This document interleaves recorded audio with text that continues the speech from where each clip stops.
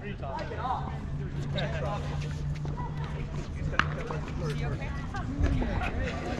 Five and a half, not seven. Okay, came back in front of me here. So, fun topic. Don't be afraid of the ball. When you're countering, you have options, right? We work on the block. We work on the punch. We work on getting it. On the counter side, we've already built up that habit.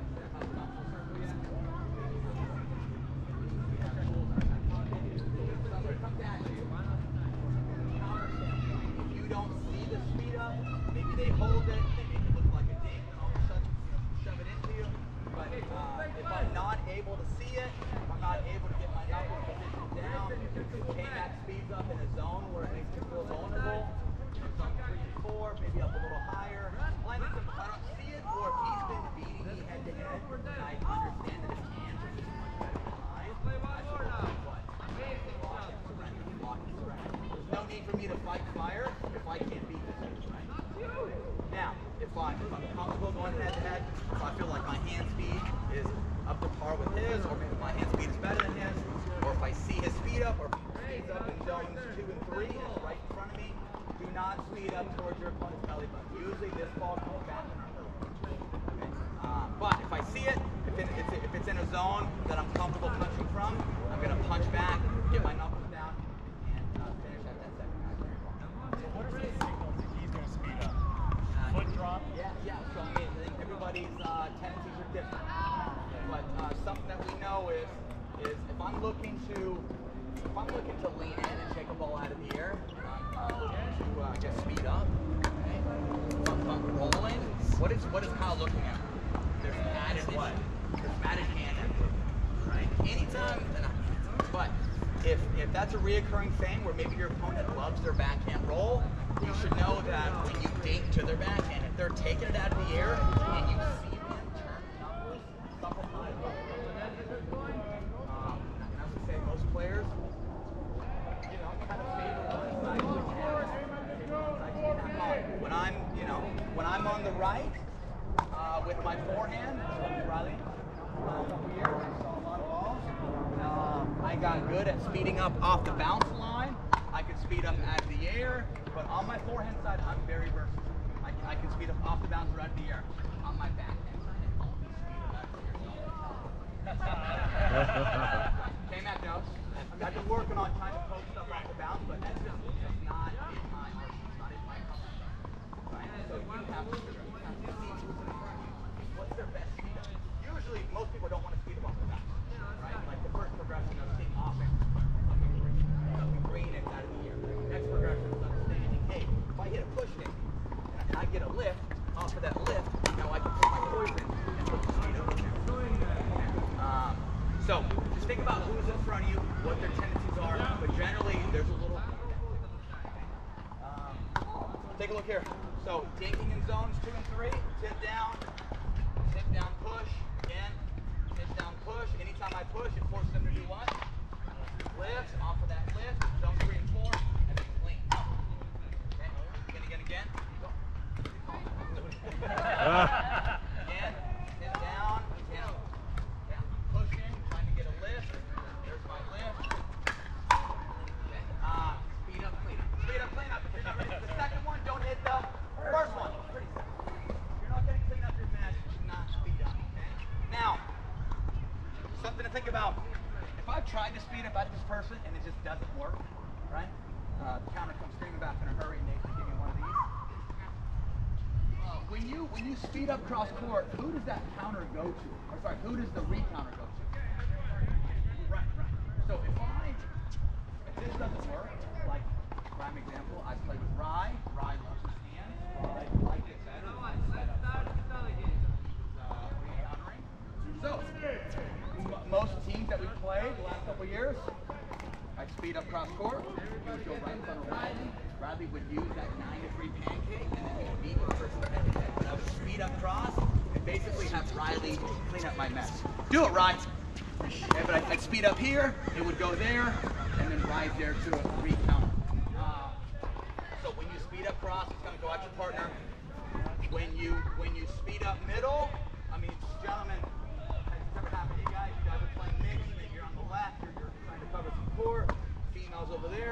slide over, you speed up middle, and then you pull out because you don't want to seem like an a-hole, right?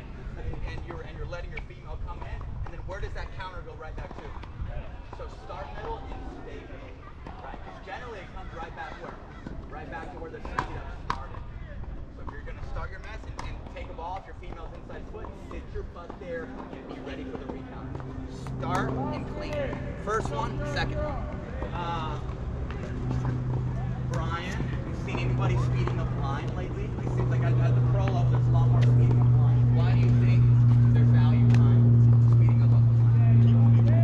Keep people honest. But if K-Mac doesn't see this thing, if he doesn't see it, where does it come right back to? It comes right back to me. If I start and stay, so I go line, stay line, stay right there. Okay? So generally it comes right back. Don't be surprised. Unless you got somebody then Colin has to go. Yeah, I mean, right. So if I go at Colin's right hip, Colin's gonna slide, take a two-hander, And anything to his right side.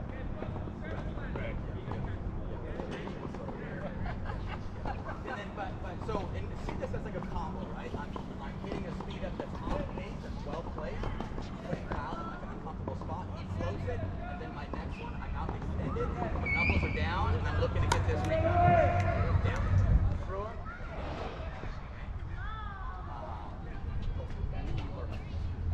Stay on your side there. Stay over there. Nobody wants to see it anymore. Okay? Sick of it. Okay? So anytime that I'm speeding up, okay, forehand here, tip down, making this look just like a dink. Again, tip down, making it just like a dink. There's my lift. So hold, disguise. It's not about the pace, it's about the location. Think about the surprise factor. Do you think at my level, when we're playing, Colin's in front of me, right? Probably one of the better right side specialists in the game. If I speed up at this pace, do you think I can get away with this? Yes or no? If you don't give it away, you don't have to be very hard. Right? And I can't tell you how many times against Ben comes at me, I see the first one, I take a big cut at the first one, but since he's out extended and ready for his recounter, it's not the first one that beats me, it's the second.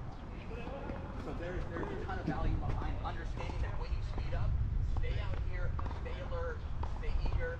Generally, the counter comes right down to where the speed go. Okay. So anytime we speed up, we have to have our slide, stable location yellow.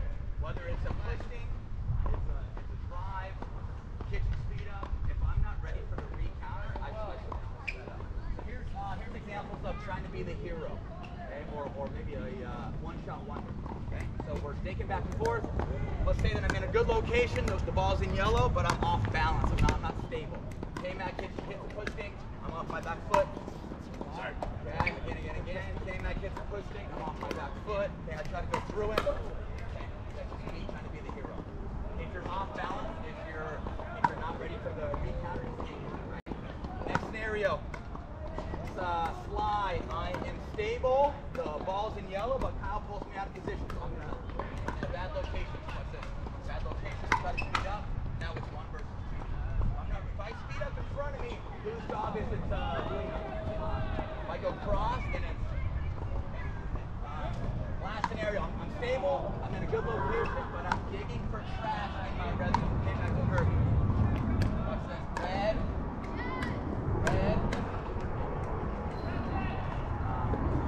Very tough to get overexposed. So you got from a counter perspective, you got to ask yourself how much pace is coming at. I think there's some attackers that speed up off the ground, not in the air, and there's some attackers where it's more off pace or it's more of a bailout attack. Eric Lang, big college, Portland, Oregon. Big guy, takes a lot of balls out of the air, but his main speed up is through you, trying to hit you. Right? So you gotta ask yourself, who's in front of me? What's their tendencies? Is it off pace or is it more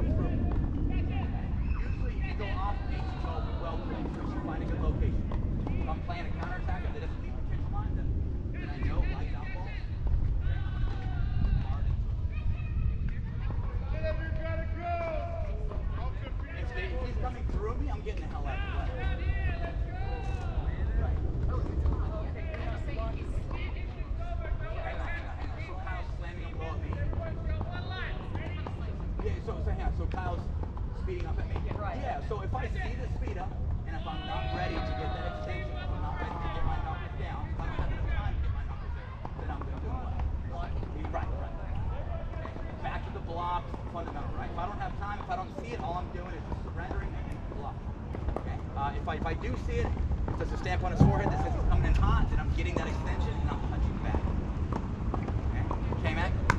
Yeah, I mean, analogy I use, kind of a different way of saying the same thing that Tyson said, but that idea of not falling in love with the first one, right? When we know we're speeding up, we think, oh, it's got to be really good, it's got to be really big. I liken it to boxing. I'll use another boxing analogy. Maybe your first speed up is your jab. The jab doesn't knock people out. It sets up the other one. So if you're going to think about attacking in combination, 1, 2, 1, 2, 3, right? But it should be your setup for your combo attack. And I've tracked a lot of percentages with this, with lessons and whatnot.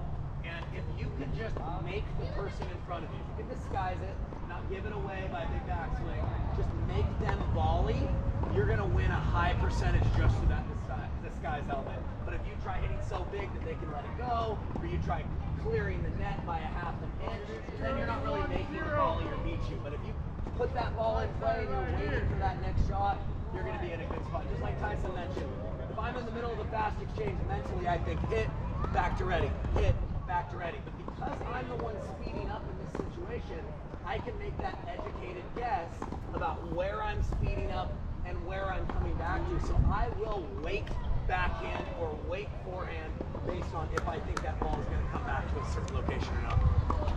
Okay, drills. If I'm speeding up with a ball in front of me, it's tip down dink, which leads to a tip down shove or poke. Not very hard, and usually it's work. Yeah, there's no need to reinvent the wheel. 90% of the most high level attacks are always 3 and 4, right? Tough to guard that spot. Now, if I'm playing a Newman's here, Brian, can I go to 3 and 4? Heck no, this sucker comes down in a hurry. So if I'm playing somebody with this type of counter ability, it's more 9 to 3. They're not in continental, right? It's more pancake. This is not available. Why? Okay, Mac, if you don't mind, I'm going to show you my best pancake. All right, let's see it. Back to go. Okay, because this goes where? Down. So if you take a look at offense against players from 9 to 3, usually it's lower. They try to go belly button and force this person to have to go down. Otherwise, you get it into the net. Right. So tip down, shove or poke in zones 2 and 3. If I'm taking a step back, let's say it's in zone 4, I'm taking a step back, rolling. Okay, sorry. So if it's in zone 1 or 4, it's more of a modified ground stroke. Okay, if it's in front of me, it's more of this tip down.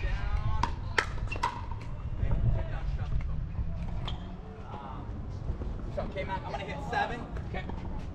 You can either block, punch, or say, no way. Yeah, last thing, I think we referenced it earlier, but that idea we talked about, if you're the push dinker, if you're dinking aggressive, you should push and lean. Well, if you're the lift dinker, if I lift, and I know Tyson's a good attacker, I may do the opposite and sag back temporarily. So as we do these, I know I get eaten up pretty good if I'm right on the line. This fraction of a second longer by playing here allows me to choose between counter, block, or dodge at a much better ratio. So that's where I'm going to play from. Okay, so I'm going to feed 7 on my backhand, or 7 on my forehand, 7 on my backhand. I'm dropping, waiting for the apex, speeding up, cleaning up. Bounce, apex. Get out of there. Look at the lead. Look at the lead. There's 2. 110. Couch again. Okay, but there is something which holding your speed up and forcing the counterattacker to pause. On the attacking side, how much time do you have? You have plenty. Hold and wait, right? Bounce, apex, hold. Okay, very good. Now, why did K-Mac block? I found a very good spot. He may have saw it a little late, and it's tough to be punching from that right hand. Okay, back inside, same thing. It's in front of me. Back inside, I can toss in front of me, tip down. Come on, sorry. Okay. So I sped up. Where did the counter come right back to? Same spot. Same spot. Okay. Now he's gonna hurt me. See, I'm blocking. I'm giving up on the counter against you. Okay, ready again.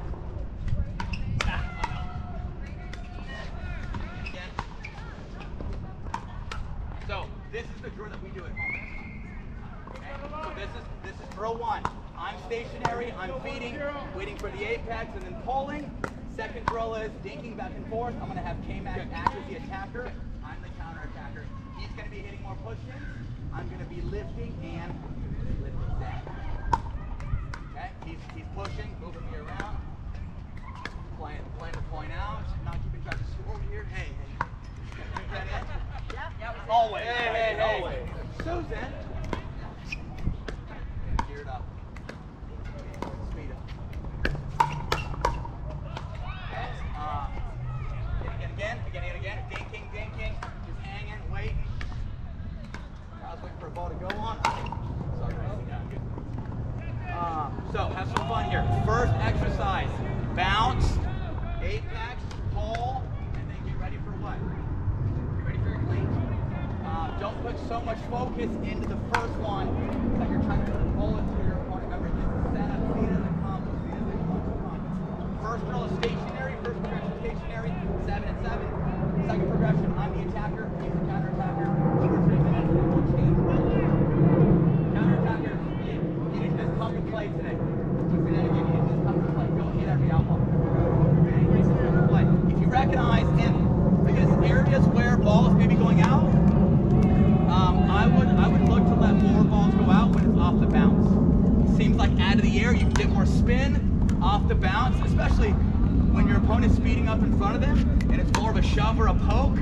There's not a whole lot of spin here. This is just flat, right? So whether it's in red, it's a shove or a poke, big old take back, just be willing to let a couple go. Okay? Let's do it. Let's go north side is going to be the attacking side first. North side is the attacking side first. North side is the attacking side first. So you're dropping it and then you're speeding up at it. Okay, so he's saying your side. I'll bounce and hit it to you. Oh, okay. Okay, so it's actually the person who's attacking, Nice. which is the north side. Okay. You're going to drop from a high location, hold, and then speed up right away. Think about hit the location and get ready for where it's going to come back to.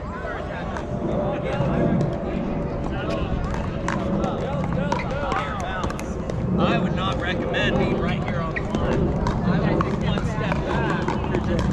Here, yes, you're giving me the start of the day, but I would rather give myself a split second longer to handle either counterattack, block, or be able to get out of the way. So this side is speeding up, this side is speeding along. Right, boss. And we make the counter, we play it out, right? Yeah. We make, after the counter, we play it out. Play it out. After play it out after that. I'm going to bounce and hit to you. There you go. I'm going to bounce and hit to you, and then you're going to hit back, and then I'm going to Play out that point from there. Okay. Yep, start with an attack, then play it out. Good, right? Yeah, it was good. So that one definitely going out. But here's what was tough about you getting out of there. Look where you're standing.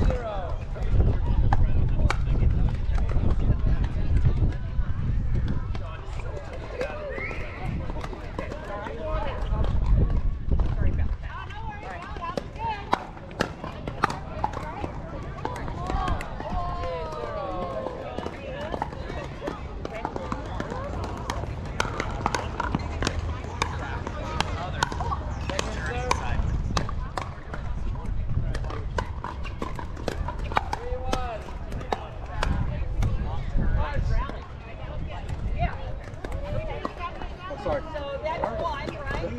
So we'll do 7, 2. Okay, that's one.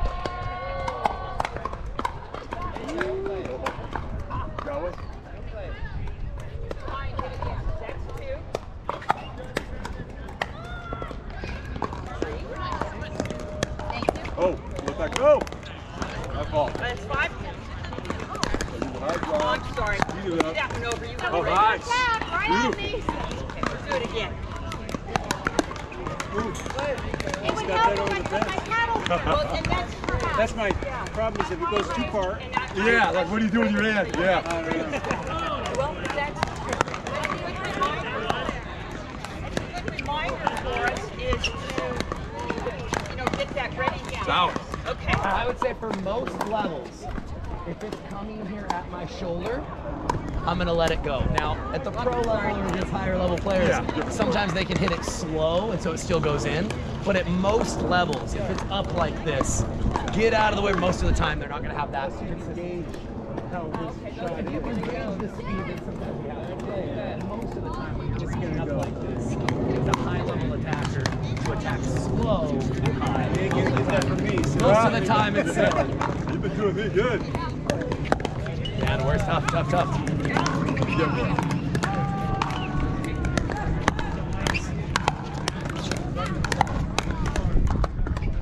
Good exchange, gentlemen. Here we go.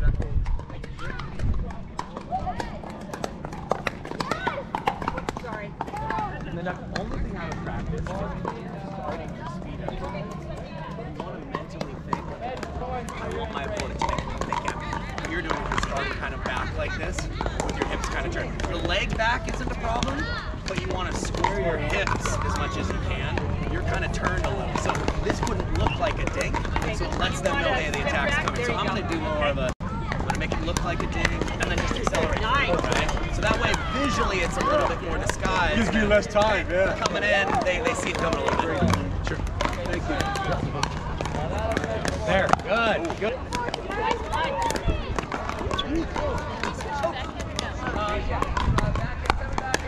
Seven forehand speed ups.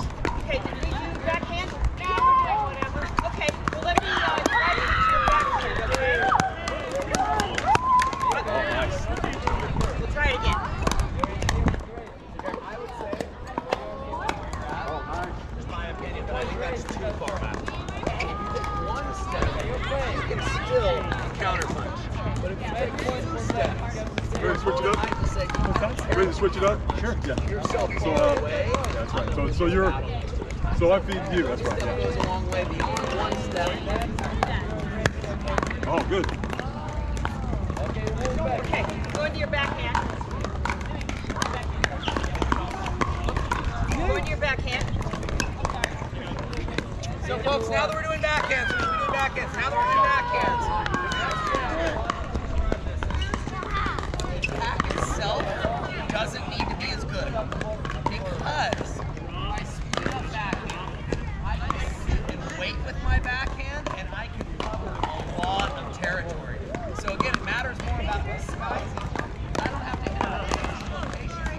I just go right and press it. It's probably going to come right back to my paddle. All about giving yourself an advantage. So think about really sitting and waiting for it to come back to that same spot.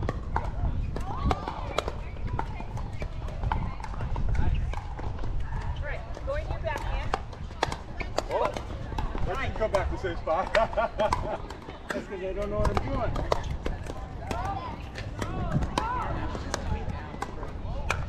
Oh, knuckleball. Up, I'm sorry. Okay, go into your backhand.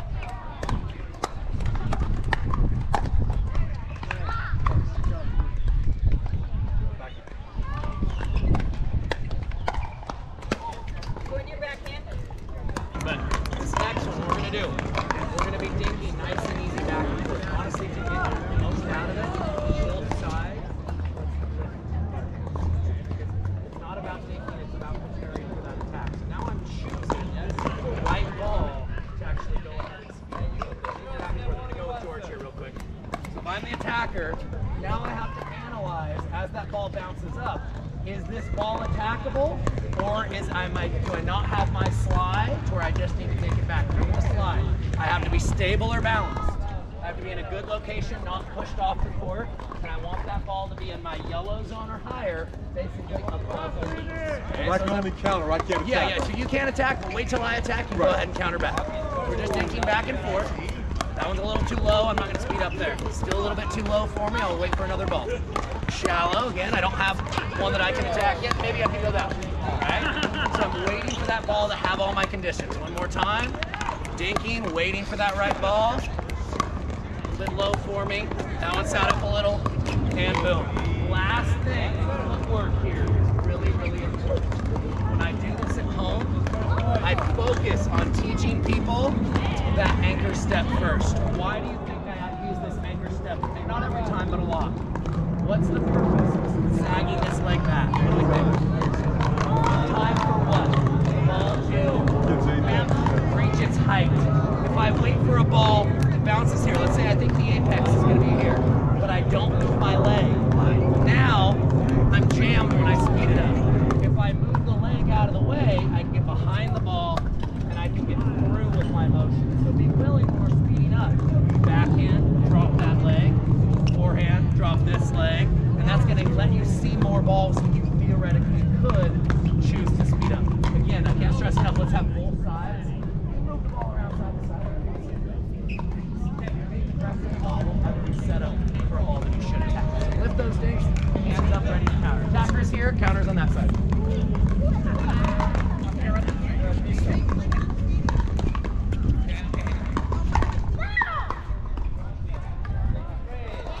So I can only counter.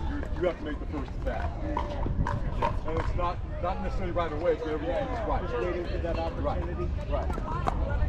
Right. So whichever powering. Yeah. So bring down, forehand, backhand, and we'll probably play off each other's feet, right? To keep us moving. Oh, let that go. Good.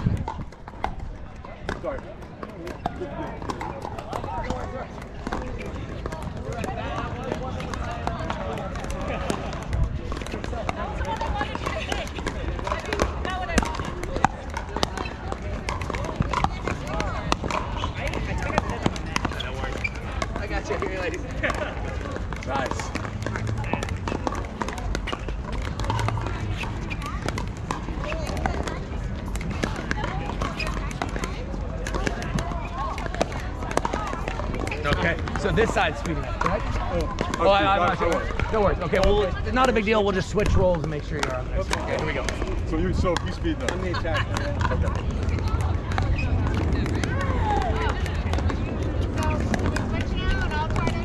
Yeah, as long as each are getting some reps in. Yeah.